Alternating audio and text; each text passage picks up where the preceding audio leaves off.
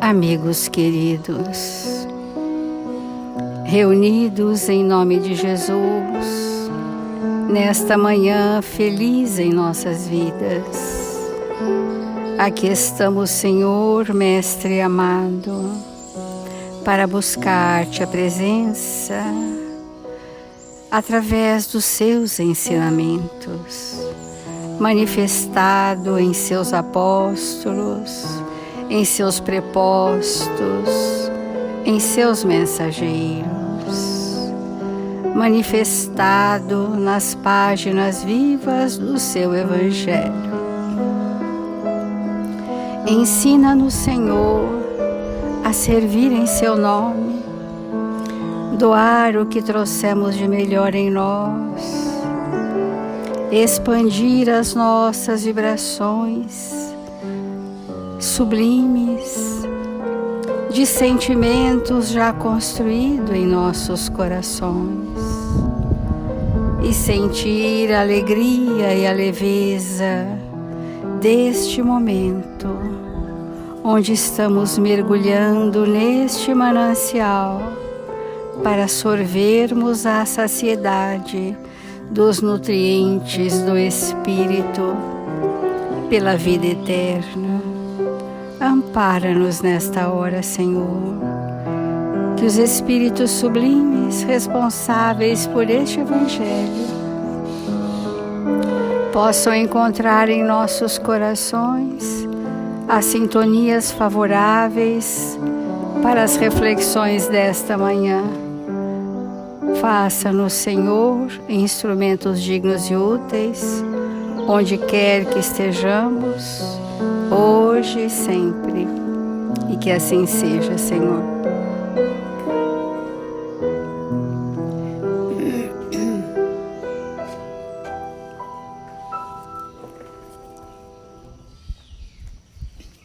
Amigos queridos, tendo encerrado o capítulo 13º, fazemos uma sugestão de nós passarmos uma temporada trazendo os personagens da Boa Nova.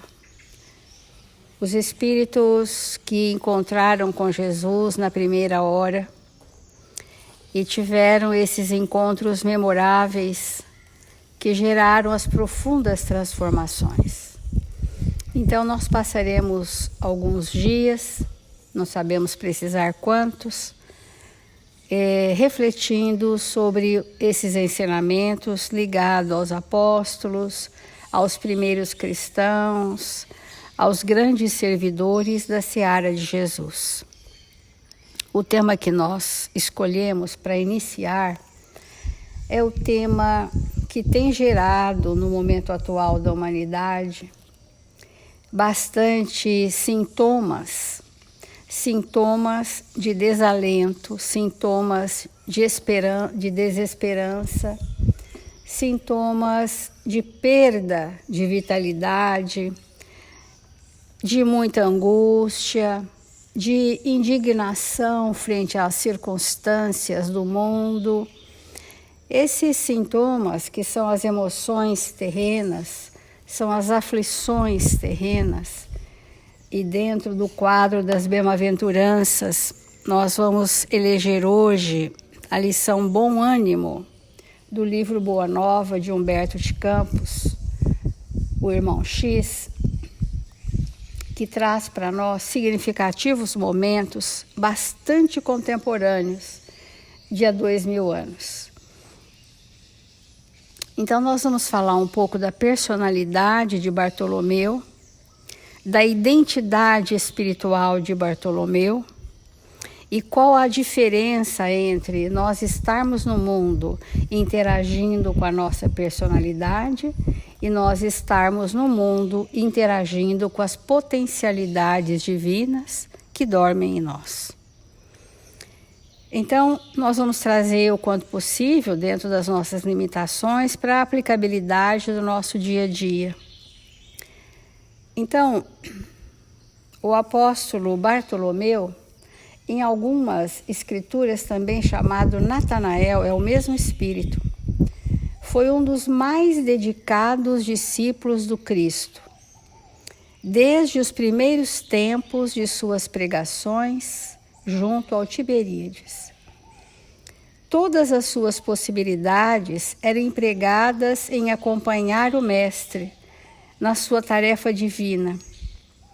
Aquele dedicado servidor, dedicado, envolvido, motivado pelas falas de Jesus.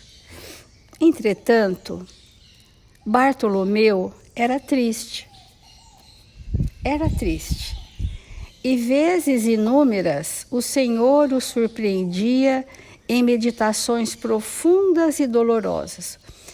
Vamos ver bem que a diferença entre tristeza e depressão, né? A depressão é um núcleo de contrariedade movido pelo espectro da raiva. A tristeza não, é esse dissabor, esse desalento, meditações profundas, dolorosas. Ele era triste. Foi talvez por isso que uma noite, enquanto Simão Pedro e sua família se entregavam a inadiáveis afazeres domésticos, fazendo uma parte, que Jesus todos os dias saía nas suas peregrinações, acompanhado dos seus apóstolos.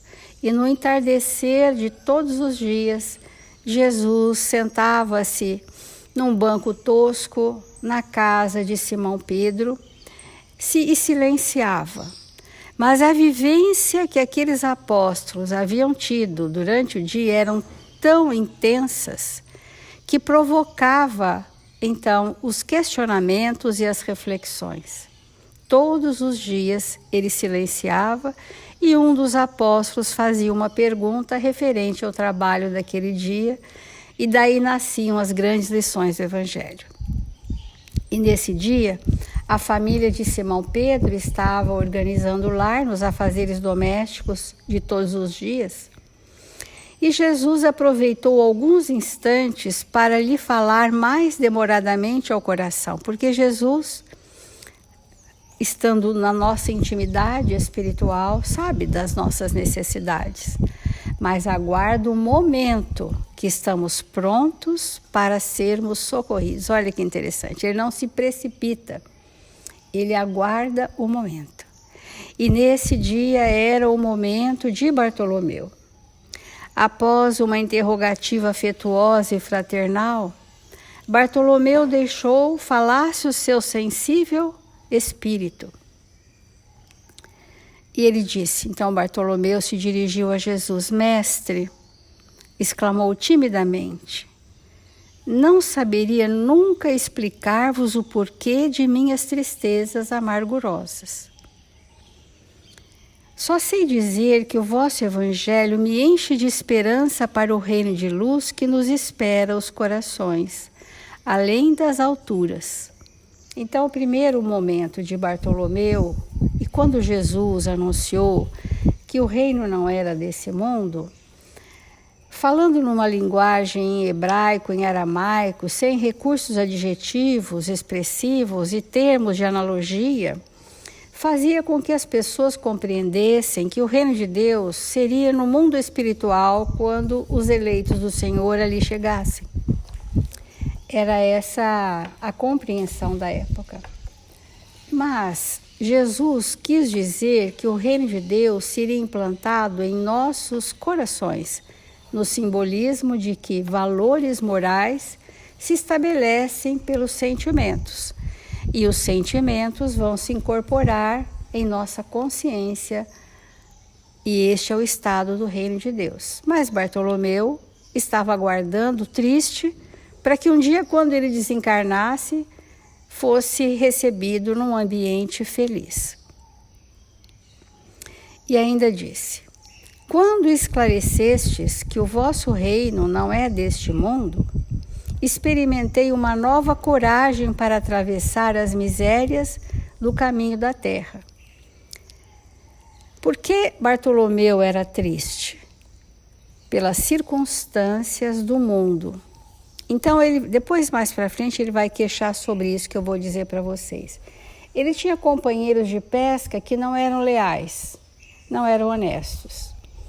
Ele tinha um pai agressivo que o rejeitava. Ele tinha irmãos que o desconsideravam em grandes desentendimentos. Ele havia perdido, entre aspas, segundo ele, a mãezinha querida que havia desencarnado. Então, perante Jesus, Bartolomeu sentia que ele tinha todos os motivos do mundo para ser uma pessoa triste, até desencarnar para chegar ao reino de Deus, aguardando passivamente, sem fazer nada. Então, experimentei uma nova coragem para atravessar as misérias do caminho da terra, pois aqui o selo do mal parece obscurecer as coisas mais puras. Hoje nós também, às vezes, interpretamos o mundo assim, não é? Nós interpretamos o mundo que há o selo do mal, o triunfo do mal, e as coisas puras estão obscurecidas como se só houvesse o mal. Isto é uma questão da sintonia nossa, porque quando nós estamos sintonizados no trabalho do bem constante, a nossa sintonia paira num estágio acima dessas sombras que permeiam e arrastam a humanidade de agora.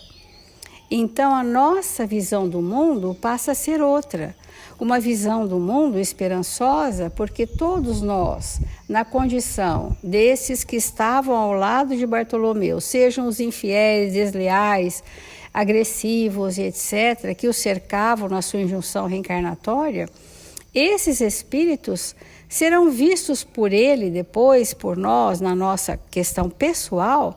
Quem são esses espíritos de quem nós queixamos? Né? Que situação é essa que eu fui inserida que não seja pertinente à justiça de Deus por mim?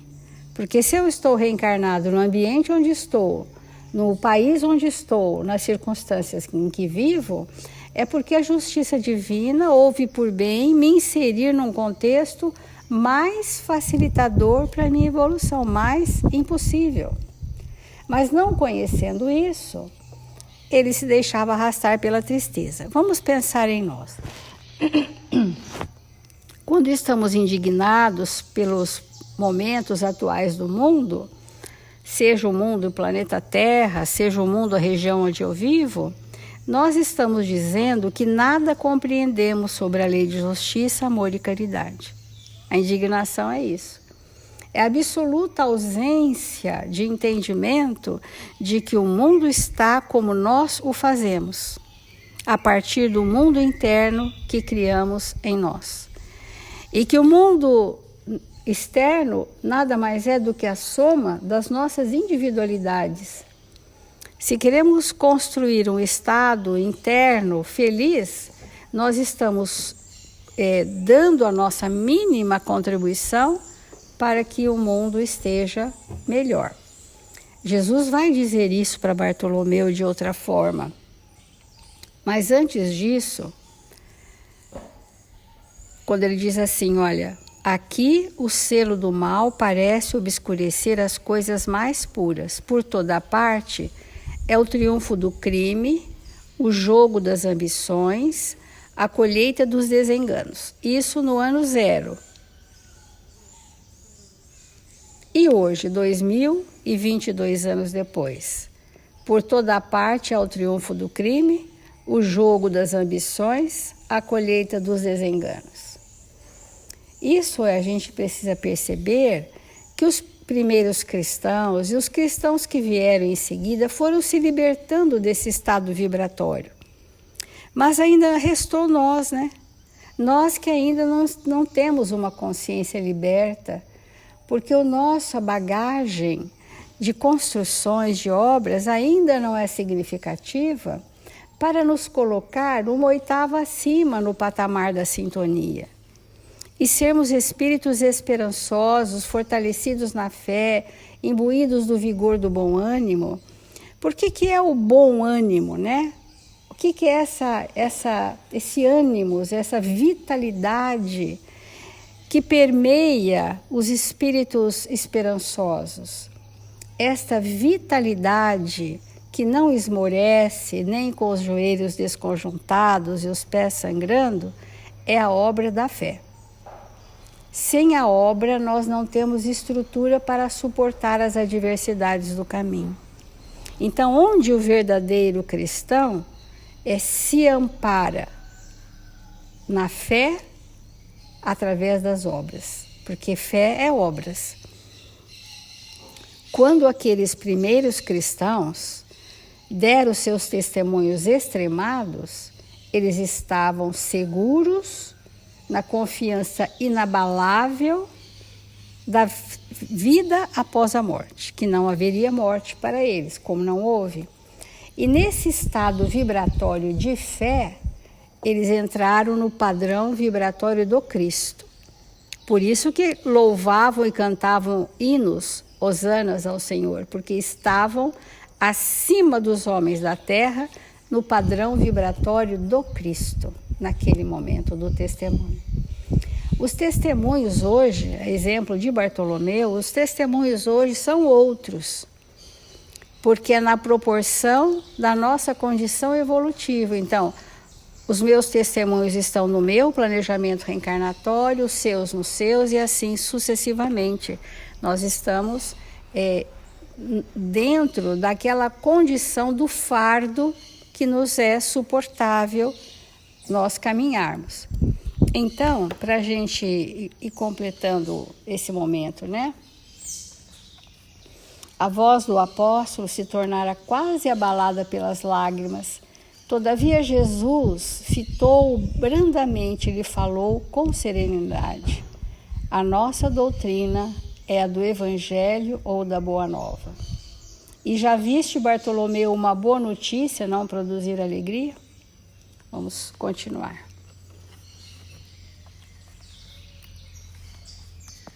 Irmãos,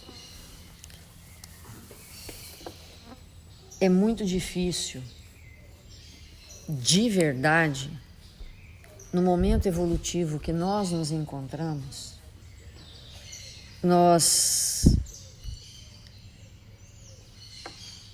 professarmos uma religiosidade pura, uma espiritualidade que,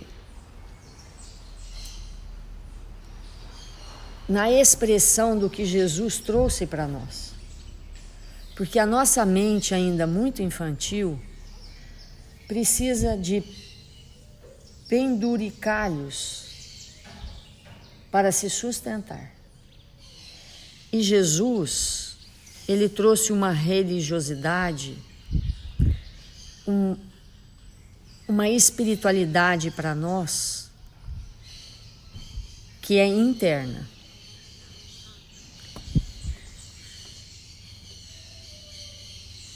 Que é o Deus vivo em nós, sem nada que não seja isso.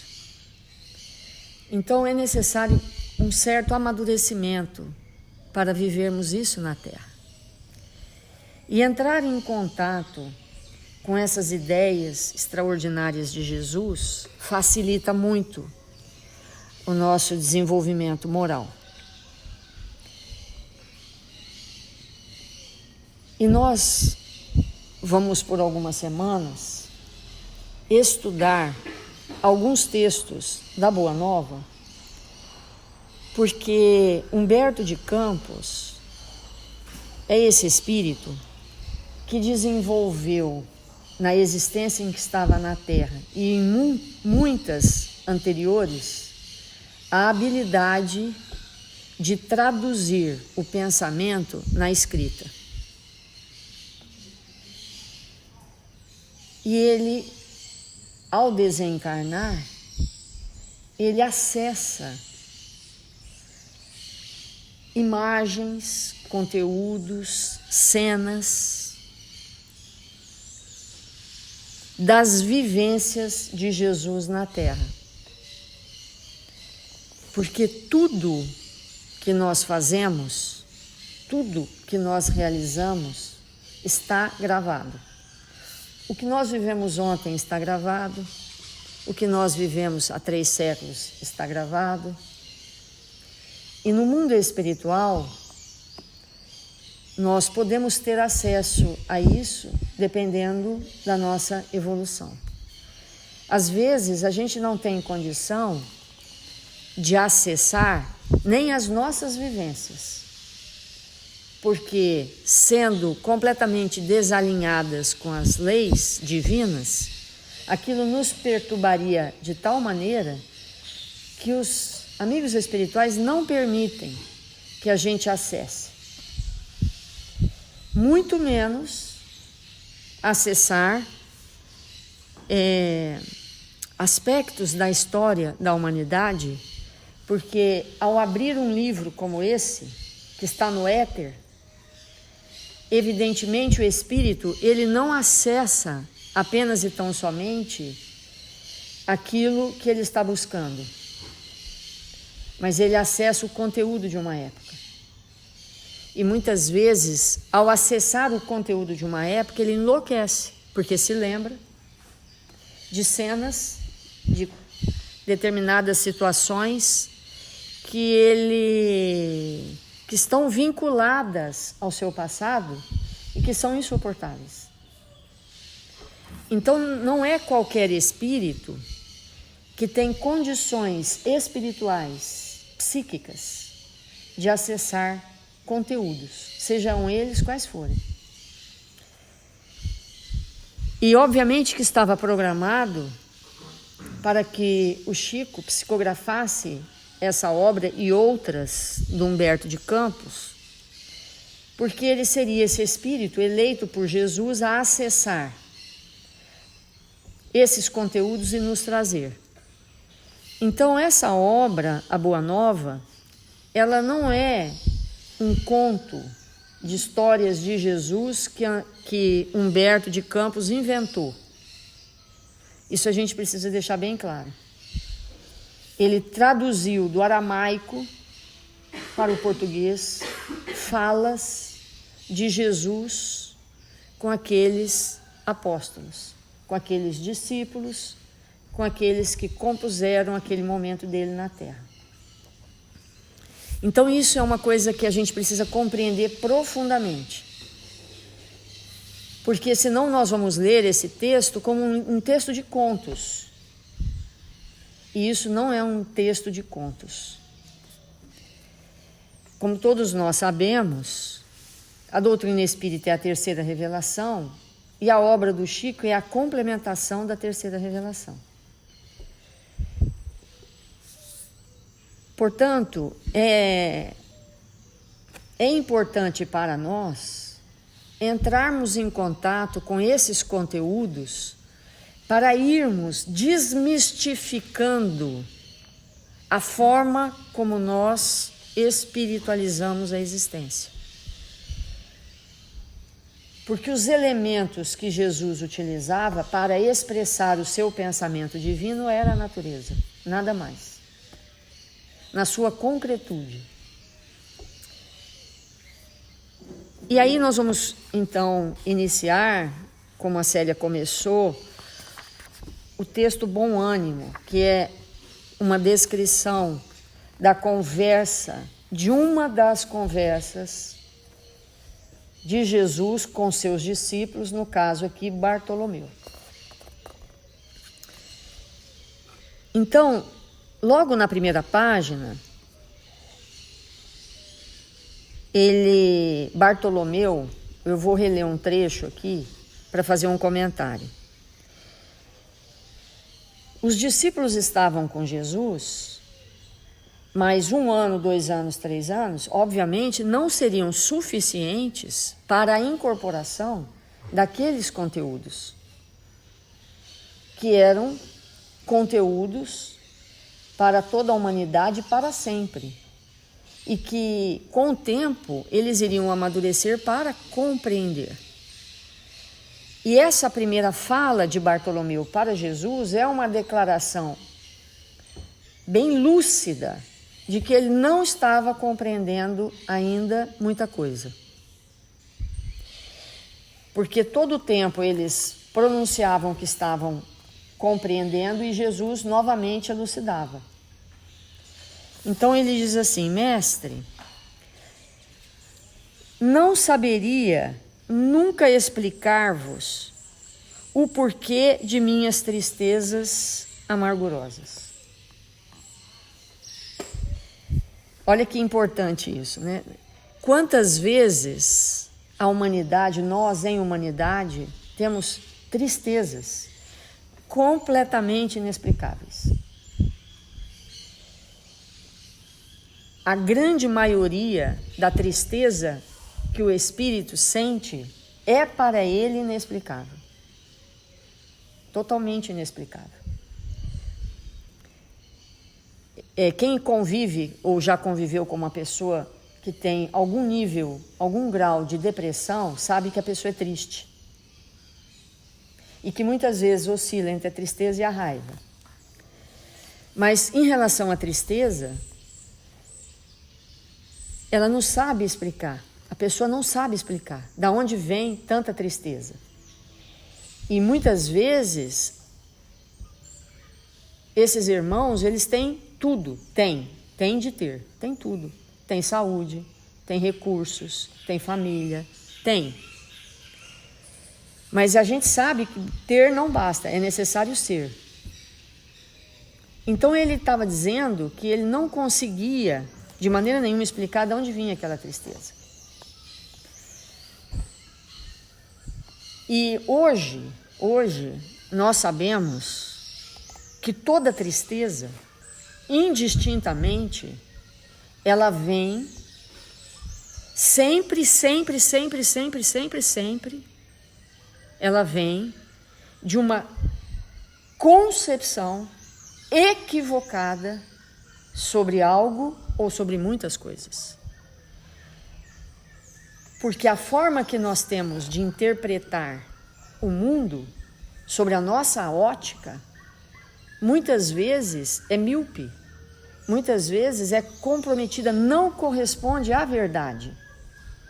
E olhando por uma lente embaçada, imagina se alguém colocasse na nossa frente uma lente bem grande, do tamanho do nosso rosto, e que essa lente ela fosse toda riscada com um prego, bem riscada mesmo, que nós não pudéssemos ver com nitidez, e além de riscada, ela fosse enfumaçada, que não nos permitisse ver as cores. Que alegria nós teríamos? É impossível. É dessa tristeza que ele está dizendo. Porque toda tristeza incrustada na alma de uma criatura corresponde a falsas crenças, corresponde a um olhar para o mundo que não é, de maneira nenhuma, aquilo que corresponde à realidade. Então, ele começa o diálogo com Jesus, que é um diálogo de todos nós. Às vezes a gente acorda triste, vai dormir triste, se acostuma com a tristeza e se torna uma pessoa triste, que era o caso dele. Então, a importância de Jesus ter escolhido um discípulo depressivo, triste. Porque a boa nova teria que despertar para as realidades espirituais tudo, as personalidades. Então, nós vamos, nesse estudo do bom ânimo, frase a frase, termo a termo, para que a gente possa entender qual era a metodologia de Jesus para espiritualizar o ser. É isso a ideia. E aí ele continua.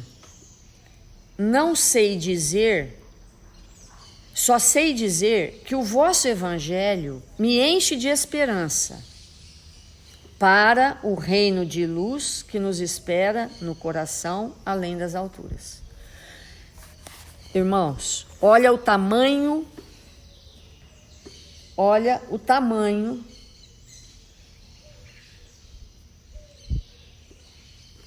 eu não sei usar esse termo, vou pedir auxílio aqui para a Célia.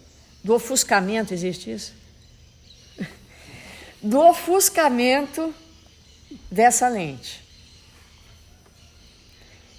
Porque até aquele momento, ele não tinha entendido a primeira frase de Jesus para a humanidade. E qual que era a primeira frase de Jesus para a humanidade? O reino de Deus está próximo. Que proximidade disso? O reino de Deus está em você. O evangelho não era para além nas alturas, para nós nos confortarmos além nas alturas. Olha o primeiro equívoco. Vamos ler de novo a frase. Só sei dizer que o vosso evangelho me enche de esperança para o reino de luz que nos espera os corações além das alturas. Mas o evangelho é para aqui e para agora. Não tem nada a ver com a altura. Mundo espiritual. Não tem a ver com o mundo espiritual. Jesus não veio à Terra para falar que o evangelho estava no mundo espiritual. Olha o problema da lente e um equívoco dessa natureza, como que o espírito vai se felicitar? Ele já começa a falar com Jesus do seu não entendimento mais básico. E obviamente que o contato com Jesus permitia que ele se abrisse em espírito. Então, o nosso intuito de estudar a Boa Nova, esses capítulos, é trazer para a nossa realidade. Nós vamos estudar, analisar os conteúdos dos discípulos, que são os nossos, porque os 12 representam todos nós, e como Jesus intercedeu para auxiliar. Vamos fazer a nossa prece.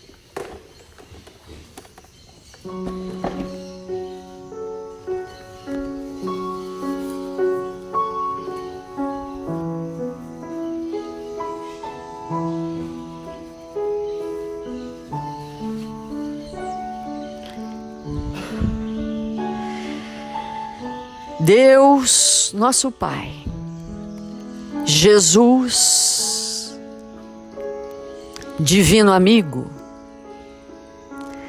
que nesta hora abençoada do nosso dia, possamos sintonizar com as mentes felizes que nos cercam, com aqueles espíritos que nos tutelam na terra, que nos auxiliaram a reencarnar, para que nesta oportunidade possamos nos ligar de maneira definitiva ao seu coração, Senhor, e nos tornarmos fiéis discípulos do seu amor na terra. Que nós possamos compreender mais e mais o seu evangelho de amor, seus exemplos, compreender, Senhor, que nós estamos aqui para nos fazermos espíritos melhores, para alcançar um dia, em outras paragens, em mundos mais felizes, a perfeição possível, nos libertando de toda amarra, de toda a materialidade, Senhor, que nos prende através das emoções doentias, das crenças equivocadas. Que nós possamos nos libertar, Senhor, para ficarmos com a verdade que liberta, que ilumina, que sustenta, que nos faz espíritos alegres, corajosos, dispostos ao bem de todo dia. Que nesta manhã gloriosa das nossas vidas possamos assumir mais e mais o compromisso de nos tornarmos espíritos lúcidos, que possamos ver além do horizonte, que possamos sentir, Senhor, as bênçãos de nosso Pai, que nos sustenta e nos criou. Rogamos pelos nossos irmãos registrados nos cadernos de vibração da nossa casa, daqueles espíritos que nos buscam, rogando prece e amparo espiritual, que eles possam ser visitados nesta hora, socorridos em suas necessidades, que o Senhor possa chamá-los à consciência e que eles possam, Mestre, despertarem para o bem e para a verdade. E nós outros, no dia de hoje, Senhor, possamos nos fazer fiéis servidores do Seu amor na terra, cumprindo fielmente os nossos deveres, para que este orbe azul, iluminado pelo sol e pelo Seu amor, possa ser uma morada feliz de espíritos regenerados. Que o Senhor nos ampare, hoje e sempre. Que assim seja.